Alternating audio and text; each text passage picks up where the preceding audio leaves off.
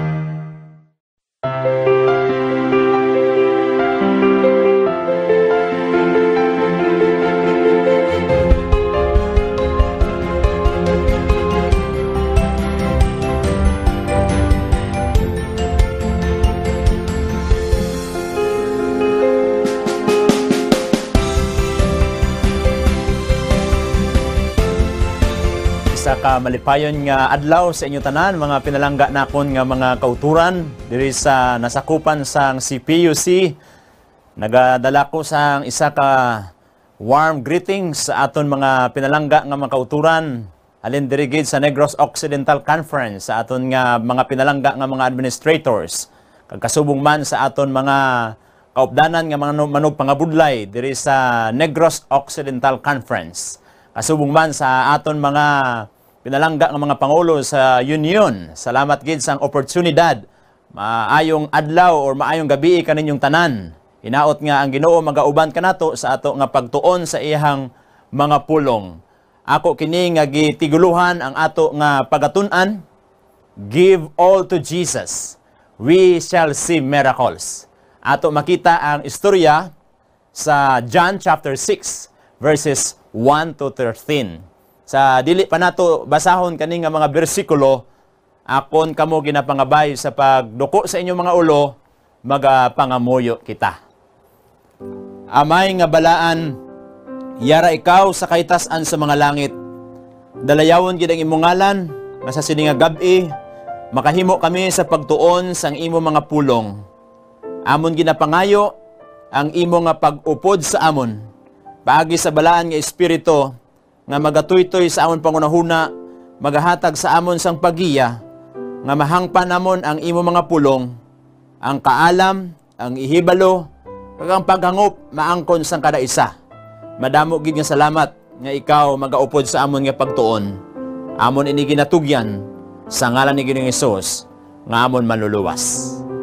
Kung mayara kamo mga Biblia, pwede ninyo ablihan sa John chapter 6 verses 1 to 13. Pwede nyo basahon sa Binisaya, sa Tagalog baka, or sa Ilonggo. Pero ako ginbutang dire sa in English nga mga pinulungan. Sa verse 1 nagaingon sa easy to read English version. Later, Jesus went across Lake Galilee, also known as Lake Tiberias. Si Juan nagagamit dire sa pulong nga Tiberias, bangod kay wala siya nagamit sa Hudiyo nga pinulungan o kon sa ilang nga context, kundi sa Romanhon nga pagtulok. A great crowd of people followed him because they saw the miraculous signs he did in healing the sick. Jesus went up on the side of the hill and sat there with his followers. It was almost the time for the Jewish Passover, or ang ginatawag nga festival. Nakita nila ang mga ginhimo ni Ginoong Hesus sa nga panahon, nga may ara nga mga pagpangayo, mga mirakulo nga nahimo si Ginoong Hesus, mga talandaan. Labaw sa tanan sa mga talandaan nga ang mao nga tinukod, mao nga templo malaglag within 3 days. Apang gihimo kadto mga 46 days. Apan ang Biblia nagaingon diri nga naa say mga daghan gihimo nga mga pagpangayo. Sa John chapter 5 may ara sa nga ginayo nga mga nagabalatian. Sa chapter 2 may mirakulo sa ginhimo, ang pag-turn sang water into wine. Ang verse 5 and 6 and 7 nagaingon, Jesus looked up and saw a crowd of people coming toward him. He said to Philip, "Where can we buy enough bread for all these people to eat?" He asked Philip this question to test him. Jesus already knew what he planned to do. Iya gid nakita ang mga kadam-an nga damo gapakadto sa ila, daghan kayo nga gapaingon sa ilaha. Iya nakalingi sa gamay sa kay Philip, nangutana kung asa sila makakuha sang mga pagkaon o kung sang tinapay or pan nga ipakaon sa mga daghang mga tao. Iyahang gisulayan to prove kaning follower si Philip, pero nahibalo na ang Ginoo kung unsay himuon niya. Nakahimo na siya sang mga plano nga luyag niya himuon. And Philip answered, "We would all have to work a month to buy enough bread for each person. Here to have only a little piece." Ingon pa sa iban nga mga translation sa Bible, 2 ka denaryo, kulang pa ni sa ilaha sa ilang kadaghanon. Maingon nato nga sa atong panahon, siguro 1,000 ka piso nga kantidad sa tinapay, dili maigo kanila. Nga igo nga ikatimo sa kada usa. So daghan gid kaayo, gamay kaayo ang naa sa ilang panudlan. 200 denarii ang giingon sa Bible. Pag-abot sa the same chapter, verses 8 to 10, mao kini ang giingon. "Another follower, there was Andrew, the brother of Simon Peter. Andrew said, 'Here is a boy with 5 loaves of barley bread, and a little fish. But this is not enough for so many people.' Jesus said, 'Tell everyone to sit down.' This was a place with a lot of grass, and about 5,000 men sat down there." Ang pulong sa Ginoo nagapadayon sa verses 11 to 13. "Jesus took the loaves of bread and gave thanks for them. Then he gave them to the people who were waiting to eat. He did the same with the fish. He gave them as much as they wanted. Then all had plenty to eat. When they finished, Jesus said to his followers, 'Gather the pieces of fish and bread that were not eaten. Don't waste anything.' So they gathered up the pieces of food that were left. The people had started eating with only 5 loaves of barley bread, but the followers filled 12 large baskets with the pieces of food that were left." Brothers and sisters, mga higala, mga igsoon, mga kapatid, mga kauturan karon nga adlaw, ako nakita ang mga living insight sa maong nga sugilanon sa John chapter 6. Dilit na maghisgot sa mga ginhimo sa mga disipulos sa ilang pagsunod sa kay Ginoong Hesus. Ako ato tanawon. I'd like to share the views not on Jesus side, not on the disciple side, but on the little lad, sa bata nga gamay, young boy. Diri kita magatutok sa iyahang eksperyensya sa maong pagpakig-uban niya sa maong pagpamisita ni Ginoong Hesus sa ilang duog. Give all to Jesus and we shall see miracles. Unsa may mirakulo nga nahitabo diri mga igsoon, mga kauturan. Sang dira na nga nagatipon ang mga disipulos. Ato nakita nga ang mga bata sa aton nga pagtan-aw sa iyang kapisan, sa iyang katutom, sa pagsilbi sa iyang inahan. Sa wa pa niya maeksperiensyahan ang maong nga mirakulo. Ako suga kumgid, ako na hibaluan kung daw ano ang iya paghigugma sa kay Ginoong Hesus. Nabatian niya kung ano ang ginahimo ni Ginoong Hesus. Siguro dito sa Sea of Galilee, nagapamunit ini nga bata, kag sa iya nga pagpamunit nakakuha sa sang 2 ka mga isda, butang naton blue tilapia o kon red belly tilapia, kag hingagaw niya nga nakuha ang 2 ka bilog, gindalagan pa kadto sa ilang balay, ginpaluto sa iya mama. Kag iya mama maayo magluto, giningagaw kay maabot si Ginoong Hesus, kag siya kinahanglan makakadto didto. Kag iya ginpadugangan, ginpakapinan sa nga inahan sang nindot nga pagkaluto sa tinapay, 5 loaves of barley, mao kini ang pinaka-common nga pagkaon sa ila, staple food nila, barato, Dili kaayo luxury nga pagkaon, gigama ka siguro sa murag cake.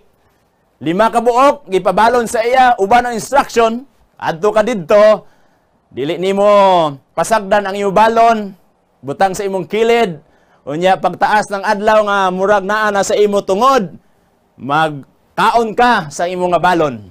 Obedient kayong maong bata, mga igsoon, ako nahibaluan nga gusto gid siya didto sa atubang ni Ginoong Hesus.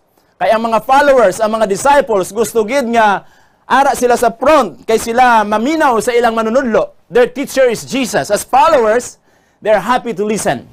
And I know and I believe, ini nga bata nga gamay gusto gid didto sa atubangan.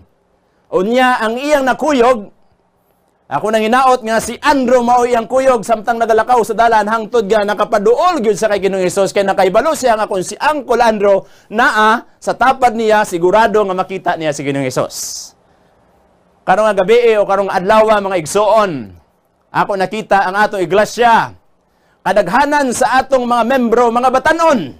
And I remember the story and I'm happy to share because our church nowadays last 2014 na ay study o research nga gihimo, 18% younger millennials, 14% older millennials, o a total of 32%. Mao kini ang percentage of SDA millennials.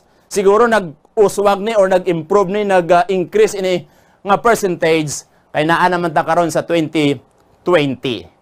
Mga igsoon, ang mao nga bata dako gid ang iyahang paghigugma sa kay Ginoong Hesus. Nakaibalo ko nga si Ginoong Hesus nagatulog sa iya samtang nagasugid sa sang istorya, nagahatag sang mga pagpaandam, nagahatag sa mensahe sa mayong balita. Nga samtang siya nagatanga kag naganganga sa pagistorya ni Ginoong Hesus, nakita ni Ginoong Hesus, God knows sang mga kinahanglanon sang maong mga katawhan nga nagduol kaniya. Ingon pa sa education page 232, it will aid the youth in learning to give, not from the mere impulse of the moment as their feelings are stirred, but regularly and systematically. Sang nag-adto na sa iya mga igsoon, si Andrew, wala sang pagpangduduwa, iya gihatag kana tanan, he gave it all. Ang iya balon, pwede man unta tuno nga ang usa iya ha, ang usa kay Jesus, kay love man gyud ni si Jesus.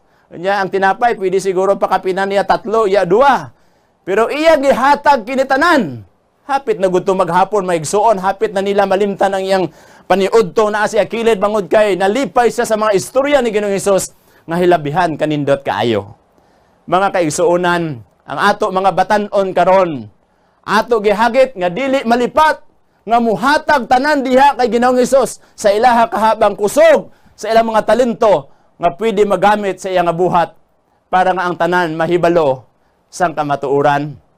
Ingon pa sa Counsels on Stewardship, page 161, if the best we have is presented with a sincere heart, in love to God, from a longing desire to do service to Jesus, the gift is wholly acceptable. Mao kining ginhimo sa maong bata, iyahang gihatag ang tanan. I know he loves Jesus. Sa wala pa siya makakita kay Ginoong Hesus, iya nadunggan nga daghang natabangan nahimo si Ginoong Hesus nga nagpang-ayo sa mga tao. So karon nga gabi mga igsoon, ato ihatag ang atong pinaka-the best dira kaniya. Kung ang pinaka-the best nimo karon ang maong kwarta, and you earn all you can, I'd like to challenge you, serve all you can and give all you can. Kaangay sang maong bata o sa maong batanon. Mga inigugma ko nga mga kaigsuunan, mga kauturan. Sang giingnan ni Ginoong Hesus ang iyang mga disipulos, give ye them to eat. This is an obedience, a test of discipleship. Paingon gud mga disipulos nga, maura ni 5 diri ka buok tinapay, unya 2 ka isda, makaigo ka ni. The only thing that we are going to do, brothers and sisters, is to obey our God. We have to trust Him, and we will be with Him, and miracles will be happened. Matabo gid ang mga mirakulo sa aton sa sining panag-on sa katapusan. Ingon pa sang signs of the times, in giving up all for God, give up all for Him without delay. Ihatag nato kanatanan mga igsuon sa panahon nga ang Ginoo nang ginahanglan ni ana sa aton mga butang para sa iyang buhat. Ingon pa sa mao nga libro sa Review and Herald, ingon niya, "The Lord does not need our offerings. We cannot enrich Him by our gifts," says the psalmist. "All things come of Thee, and of Thine own have we given Thee." Kapadayon ang mao nga quotation. Yet, God permits us to show our appreciation of His mercies by self-sacrificing efforts to extend the same to others. This is the only way in which it is possible for us to manifest our gratitude and love to God. He has provided no other. Nakahibalo ako mga igsoon nga ini nga bata, ang iyang pagigugma sa kay Ginoong Hesus mao ang naghatag kaniya og tanan nga mga pamaagi nga iya kiniihatag. Ang iyang ginbalon nga ginpabalon sa iyang mama, nahigugma siya. Wala sa nag-ingon nga ihatag kundi aron nga higugmaon ako. Apang kay bangod nga nahigugma sa kay Ginoong Hesus, it compels his heart to give it all. Bisan pa ang iyang kaugalingong balon. Mga igsoon, sa karon nga adlaw, ako kamusyiran sa gamay nga experience nako. Sang ako church pastor pa sa ato diri English Church. Nag-promote sadto anay si Pastor Zabala nga ang Hope Channel ato tabangan. Panahon sa Sabbath School, human sa maong Sabbath School lesson. As a church pastor, I challenge our members. Ingon nako, I am willing to give sining car nga gi-provide sa Ginoo sa ako. Baligyan ako ni para ihatag sa ministry sa mao nga Hope Channel. Ang mauban siguro ngutana, dili sobra na puna. Rumegsoon, I know that this is the means amo ning pamaagi nga ma-share ang maayong balita, mapadali ang iyang pagbalik. Maigsoon, give all to Jesus. We shall see miracles. Ang nahitabo mga igsoon, ingon pa sa Prophet and Kings, page 243. The supply in their hands may seem to fall short of the need to be filled, but in the hands of the Lord, it will prove more than sufficient. Mao nang nahitabo. Gamay ra to mga igsoon, 5 lang to, pero nadaghan, unya, sufficiente. Sobra-sobra ang ilang na angkon. Nainomdom ko sa among experience ni Michelle, nga sang ang maong auto na baligya, unya natabang sa akong friend. Wa nami sakyanan. And we pray that the Lord will provide. And God really provides. Nagasabat gisa, nagadungog gisa, nakakita sa among pinanglanon. Ingon pa sa akong wife, niya labi pangamuyo mo nga Ford Everest ang ato nga maangkon nga sakyanan. Ko grabe ba? Pero ang Ginoo nagtubag sa mao nga pag-ampo. Unya iya pagidging pakapinan, gindugangan niya pa. After a week ang ako nga higala, suod nga abyan, nagtawag, ingon siya nga, kuya, kuha ato ang motor sa balay nga Roser kay Siman man siya. Ya itong 150 nga cc nga motor or Roser gikuha na ako dugang pakapin sa mao nga sakyanan. Human sa pila ka bulan nga iyang trabaho nagbalik siya, unya ingon siya nga kuhaon na nako kay akong ibaligya. Pero maigsoon sa iyang gikuha kag ibaligya, sunod nga semana gipulihan na pud pula nga kolor nga motor nga mao gyapon 150 nga Roser. Ang Ginoo mga igsoon naga-provide sa aton mga panganahanglanon. God cares. Bisag naa kita sa pandemic, bisag naa ta sa circumstansya sa atong kinabuhi. Give all in your prayer and the Lord knows how much. Ingon ni Michelle niya, adto ka dito bla sa mga kasangutana ka sa mga nindot nga sakyanan, nangatupog ko. Honda, Mitsubishi, tanan nga mga naa diri sa Bacolod nga baligyaan sakyanan. Dili man ko kapasar kay dagko man kaayo ang bayranan. Unya walay dugang nga income siya kay naaman siya gatabang sa balay. Pero maigsoon, ang Ginoo nagpakita sa iya mirakulo. Sa karong adlaw, I believe with all my heart. Ingon pa sa Steps to Christ, thank you for your faith and your enthusiasm for their giving. My friends, some members of the family, nga nahimo silang kabahin, salamat gid sa inyong mga pagtuo, entusiasmo sa pagbulig sa iya nga buluwaton. I believe this is God's work. And your work and your help is you are helping the work of God. It's not my work, it is God's work. So today, I'd like to encourage our brothers and sisters. Ingon pa sa Prophet and Kings 243. the gift brought to him with thanksgiving, with prayer for his blessings, he will multiply as he multiplied the food given to the sons of prophets and to the weary multitude. Ang mga tao nga nabalaka, kung asa man sila magkuha silang pagkaon, kay hapon na, unya ang uban manguli na. Dili gusto si Ginoong Hesus magpauli sila, nga magutuman sila. Mga kaigsuunan, kanindot sa atong amahan, nga ang iya bugtong anak mahigugmaon kaayo. Nabasa nako sa isa ka devotional book, ingon niya, God uses the little things of our lives to place us where He wants us to be. Kini mga gagmay nga mga butang nga usahay ato lang, wala nato ginatagaan dako nga pagtagad, apang kun ato kana ihatag sa kamot sa Ginoo, magamit kana. Sa atong mga sermon usahay makaingon ta nga murag gamay man tong akong gipreparar, wala man gidto kaayo nga ingon nga taas kaayo, pero ibutang sa kamot sa Ginoo, matingala ka nga daghan kayong mga tawo nga mabless. Kining ato nga Hope Channel gikan sa Union dito sa South, dito sa North, mga gin-records nga mga mensahe. Gamay lang pero mga igsuon, dako ang iyang maadtuan. Tibuok nga kalibutan pwede makakaon sang espirituhanon nga mga pagkaon. Karong gabi, God uses people that will give Him no matter how small. Natay awit ana. Your all may seem to you because little becomes much as you place it in the Master's hands. Nindot nga awit. Ingon niya sa mga lyrics, just like the little lad who gave Jesus all he had, how the multitude was fed with a fish and loaves of bread.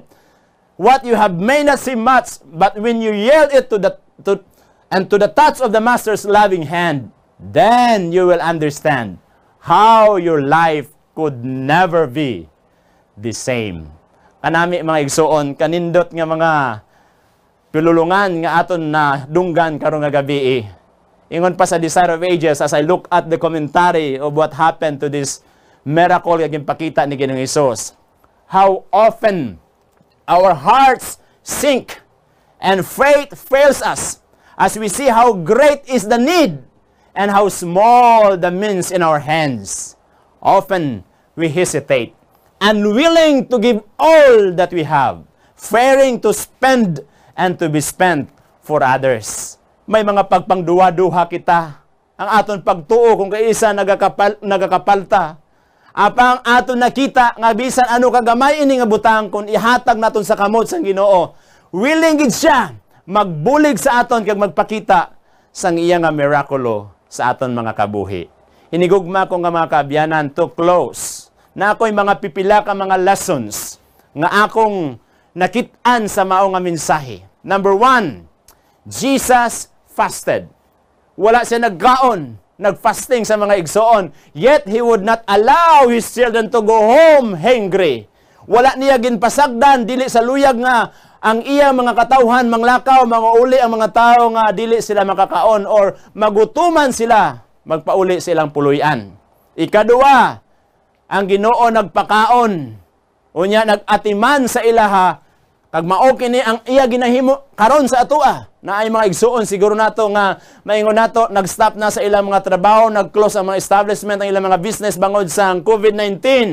But remember, God feed and cares for us each day. Kada adlaw siya nagatabang kanato, nagapahimo sa mga pamaagi.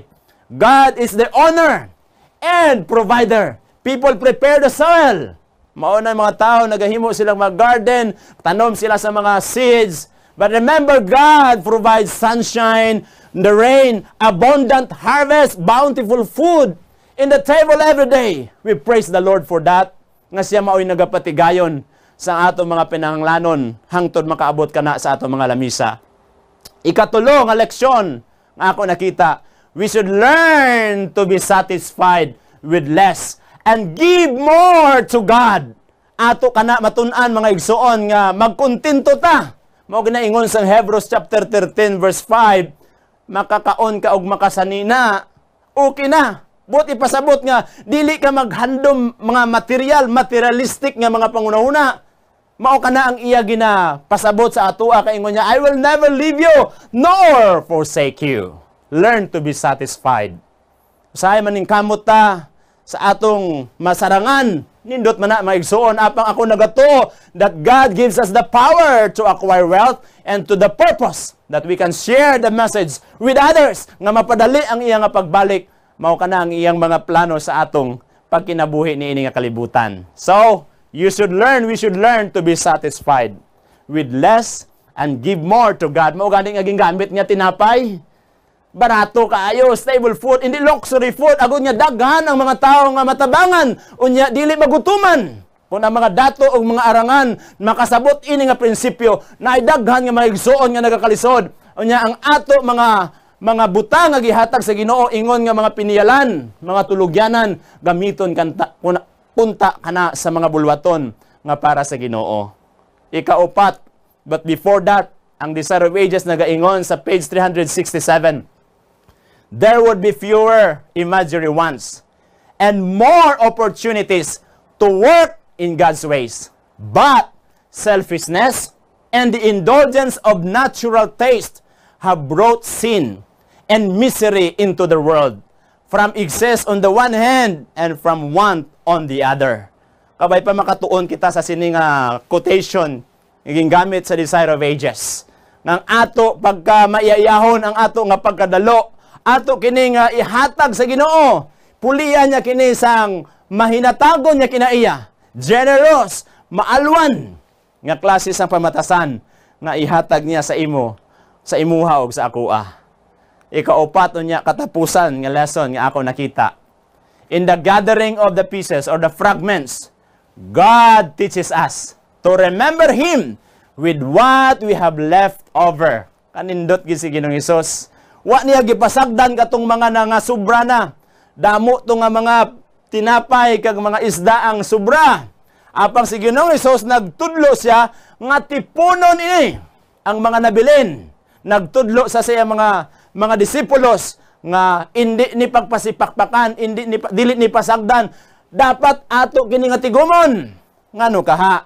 Ako gitanaw ang Desire of Ages, page 368. Ingon niya, nothing is to be wasted, gathered up that will relieve the necessity of earth's hungry ones. Some carefulness in spiritual things. Mga higala, maodi ay, nga iyang giingnan nga tigumon. Kay dili lang katong mga tao nga halin dito sa Naen, dili lang mga tao nga halin sa Capernaum nga nag-adto didto, dili lang sa mga tao nga naka-experience sa pag-ayo ni Ginoong Hesus nga nag-adto nga layo sila, nga makabalon sila sa ilang panglakaw, unya makakaon sila usap og kaha kana nga mga insights nga ato nakita. Apang ang iyang tuyo nga ang mga nabilin dili uyangan, dili usikan, kun dili dadon, unya i-share didto sa mga katawhan, posible sa ilang mga abyan or sa ilang mga silingan, sa ilang membro sa panimalay. Naay quotation nga nagaingon pada sa page 368. Remember your friends at home. They wanted them to share in the bread that Christ had blessed. Do ano kanindot maigsuon nga madala mo ang gitipik-tipik, ang gipikas-pikas nga tinapay, unya ang isda nga nagikan sa kamot sa maong manunuga nga siya gid maoy mismo nag-utod-utod o kung nagpikas-pikas ini nga tinapay. How excited you are to bring that to your neighbors, to your friends, and to share that spiritual food. Brothers and sisters, I know that this Hope Channel or ining media ministry, sa tapos nga nadunggan mo ini, nabatian mo, you can share, you can have watch party, you can have your cell phone, your gadgets, and you share the spiritual food. Tigo mo na to kini ang atong tanan nga mga na-record, ato ipa-play sa atong mga igsuon, sa atong mga simbahan, bisag wala tay panimbahon bangod sa mga lockdowns, or wala ta kay gayunan bangod nga naatay mga eksperyensya nga natapikanta, nahawa ta sa mga COVID. You can still share that spiritual blessings. Inigugma ko nga mga abyan, mga igsoon. Before I end, I'd like to remind you, give all to Jesus. We shall see miracles. Miracles after miracles you will see. If now, at this moment, you will give all to Jesus.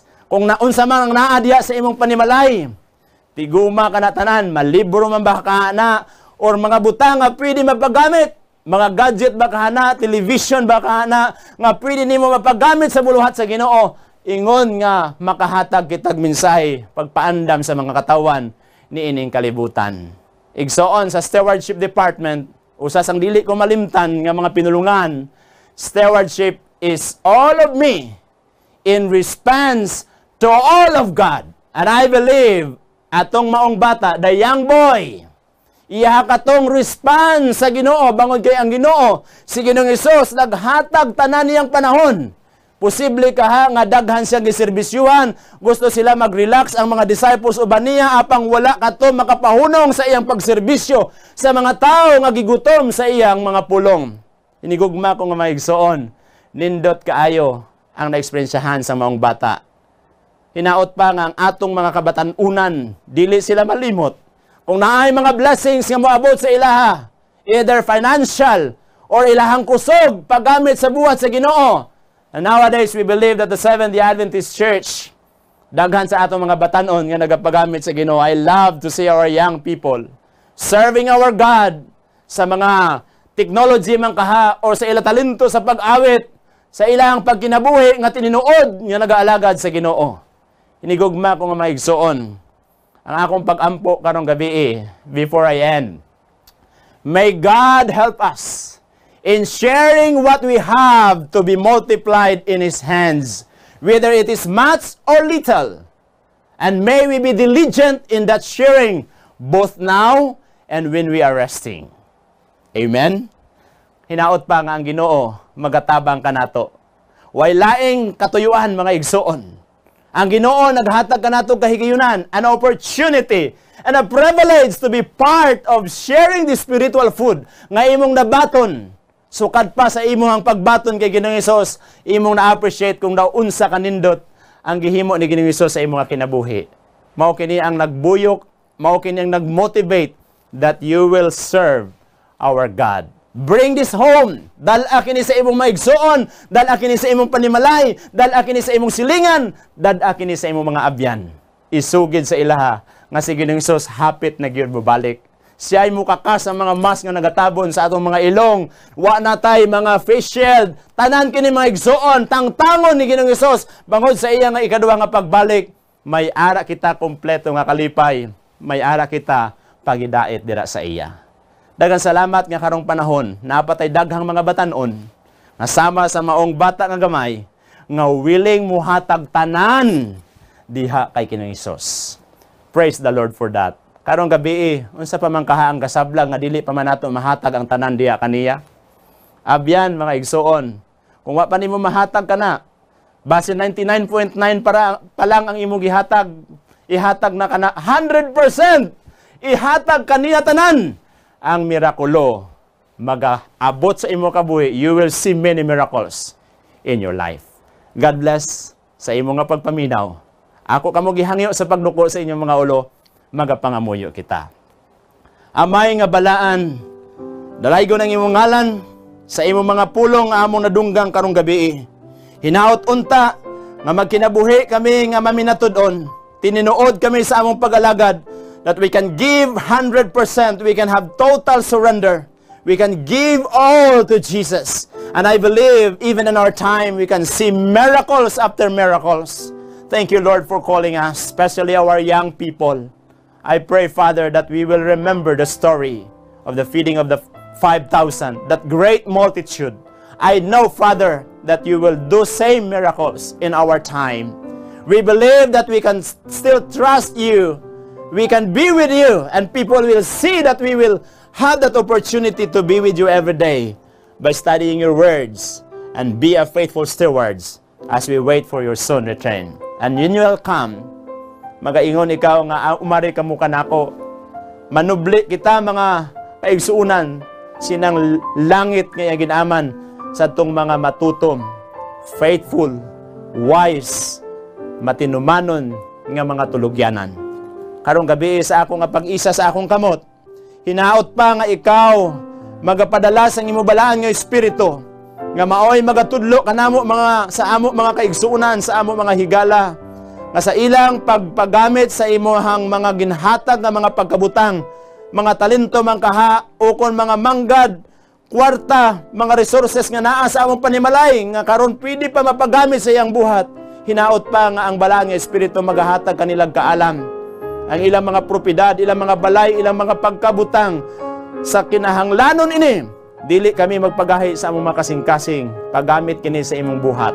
Panalangin ni kining Hope Channel, nga daghan nga mga taong makadungog sa kay Ginoong Hesus, makahibalos ang kamatuoran sa maayong balita, unya sa pagpadayag ni Ginoong Hesus, makauban namo sila, uban sa imong grasya ug kaluoy, we will be with them on that heaven that you had prepared for all of us.